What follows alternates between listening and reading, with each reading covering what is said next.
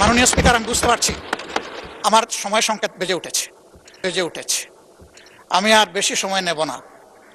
আমি 1 মিনিট কথা বলে বিদায় নিচ্ছি।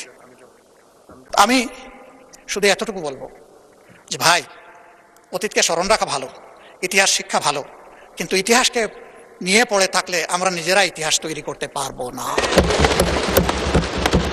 ইতিহাসকে ইতিহাসের জায়গায় রেখে আসুন আমরা এগিয়ে যাই। আমার কোথায় কেউ যদি কষ্ট পেয়ে থাকেন, ক্ষমা চাই। ভালো যদি কিছু বলে থাকি, আল্লাহ আগে আমাকে আমল করার তৌফিক দেন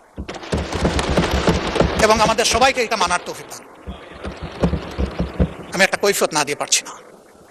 মাননীয় প্রধানমন্ত্রীর পরিবারকে জড়িয়ে যারা অশ্লীল আচরণ করেছে, উনি এখনো বিচার চান নাই, আমি তার পক্ষে তাদের বিচার চাই।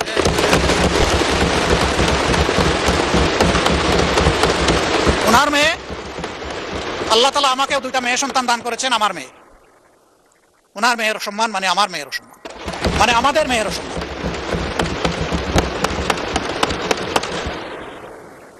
এই ইতর প্রাণীগুলা কারা, তাদেরকে নির্মোহভাবে খুঁজে বের করা হোক। প্রিকনসেপ্ট কোন আইডিয়া থেকে নয়, ব্লেম গেমের জায়গা থেকে নয়, ভেরি ট্রান্সপারেন্টলি এটা বের করে আনা হোক। আমার নিজের দুঃখের কথা নাই বললাম, একটা মানুষ বয়স হওয়া পর্যন্ত সবসময় গায়ে কাপড় রাখার চেষ্টা করেছি। মা বাবা যেটুকু পেরেছেন, আমি এখন যেটুকু পারি সামর্থ্যের আলোকে। কিন্তু আমার যে কতবার কাপড় চোপড় খুলে ফেলে, নিজেরটা আমি কারে বলবো?